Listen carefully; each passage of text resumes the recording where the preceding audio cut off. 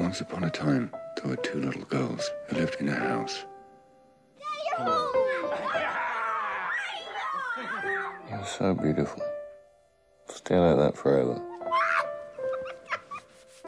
Hey, Will, come here. Did you look at that? Wonder where they are now. James Bond turns in as Austin Martin for a haunted house.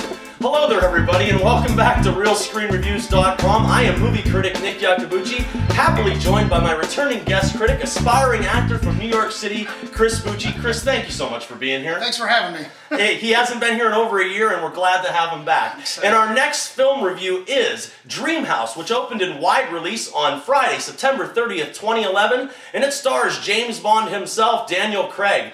Academy Award nominated actor Naomi Watts, and Academy Award winning for supporting actress Rachel Weisz.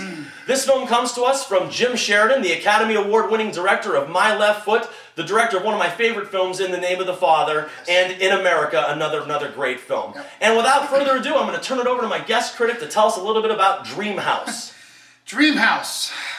I think you could call it an alternating tale. Absolutely. Between a guy who at first is buying a new house with his wife and like, which is at the country, kind of a small little neighborhood. Moving out of the city. They're kind of rebuilding this older house. Then all of a sudden it kind of flips where now he maybe murdered the wife he just went to meet at the new house and the kids that were in the house. And maybe he didn't. And maybe he didn't. And the house that he's actually in is all a dream. When he walks in, maybe it's a dream. So it's kind of like two different things going on at one time. It flips around. Well, I'm going to ask you, Chris, did you like the movie? Did you not like the movie? You know, Nick, you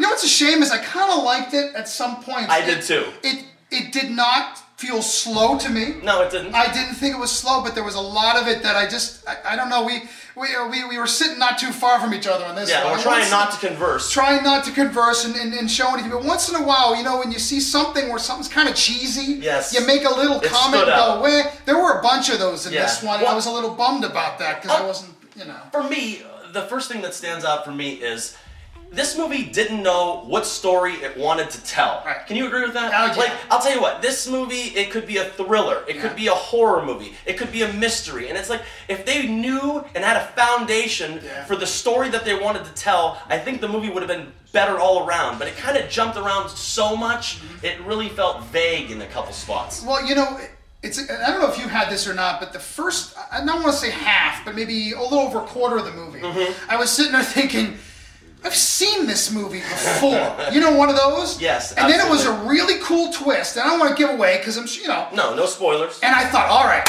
here we go. Now here's where it differentiates itself. Right.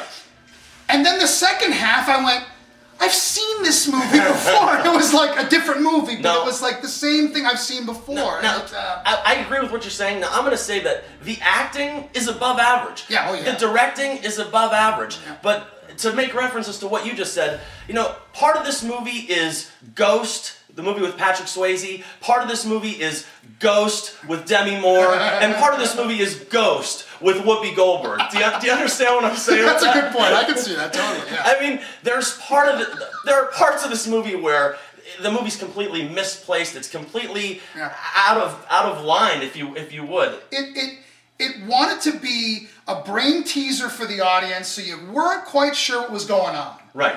But it didn't do it enough. No. It never switched enough, and so, you know, it was one of those things where you're almost screaming at the movie screen, just sell the house or moving with the hot blonde across the street. Just get out of the house. Because you're not sure which reality is real, but it didn't do it enough for me. I really wanted more from that. No, you know? And I'll tell you, to anybody that goes and sees a lot of movies, there are secondary characters. They're very minute characters, but they're played by known actors, and you know something's coming, and it kind of, I'm not going to say that kind of spoils it, but the whole movie, you know there's answers on the way, and it doesn't do enough to hide that. No, it didn't. And there are out and out parts of this movie that maybe go, huh? Yeah. What? I mean, I really just, I don't know.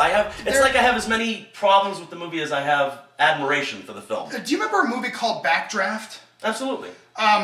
I don't remember a scene in Backdraft where there was a wonderful moment going on with the inferno going on around them. But there was the scene in this movie. Yes. Which was, you know, and again, I don't want to give things away, but there was a scene in this movie where the house is burning up.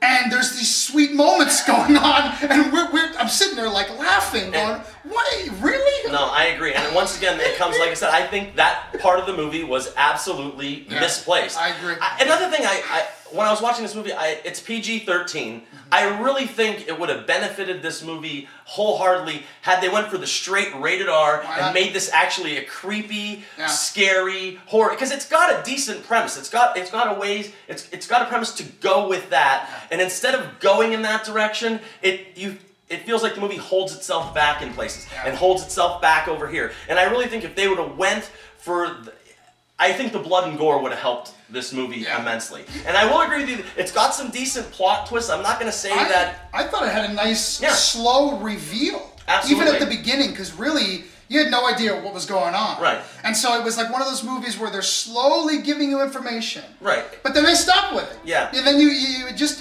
God, I wanted so much more from it, and I don't know. It's and one of those reveals actually changes the physical appearance of the lead character. Am I lying? I'm so glad you saw that, because I stood there right after something happens in the movie. His hair gets slicked back. His hair gets slicked back. He gets almost like he gets those holes, like he's been through hell because his face has been bashed up. He looks like a completely different character. It really is. Not only does it reveal something to the audience, it reveals a different appearance of the lead character. But once again, I am going to say that the movie's well acted. The movie's got, A-list actors in this movie, and that, in my opinion, and the director, Jim Sheridan, saves this from being absolute bottom of the barrel.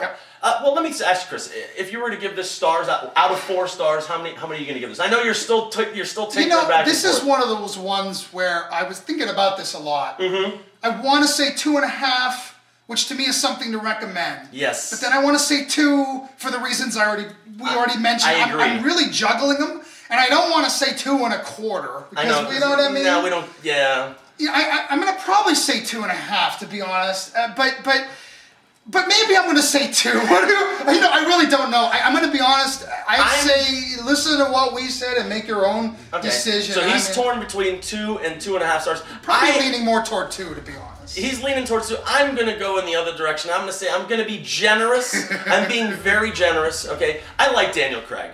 I like Naomi Watts, and I really like Rachel Weisz. I think they're 3 quality actors. I do think that they propel this at least enough for me to say that it's recommended. I think this movie's actually gotten kind of hammered from the major critics, and I think that they're maybe are a little unjust. If you go into this movie with an open mind and you go in there and you want to see a nice kind of ghost story, I think you're at least going to be entertained. And if you go in there with an open mind and you want to be entertained, then you're probably going to walk away at least feeling like you weren't ripped off. So you're saying 2.5? I'm going to say a generous 2.5, because I can totally agree with where Chris is coming and say, maybe if there was a 2.25 star, maybe 2 3/8.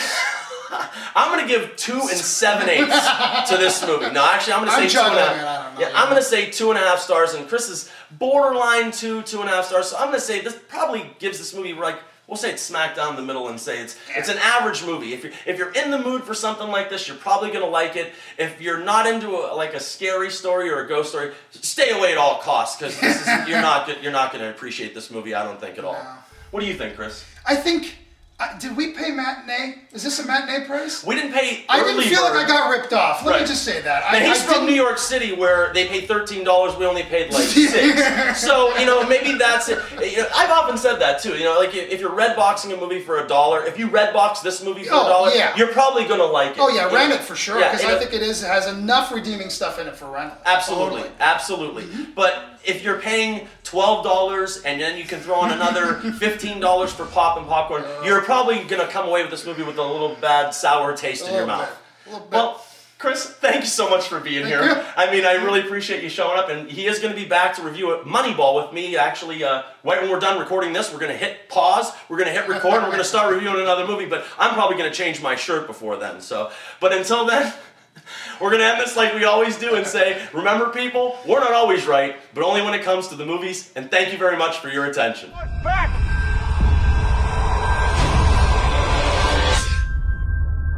Once upon a time, there were 2 little girls who lived in a house.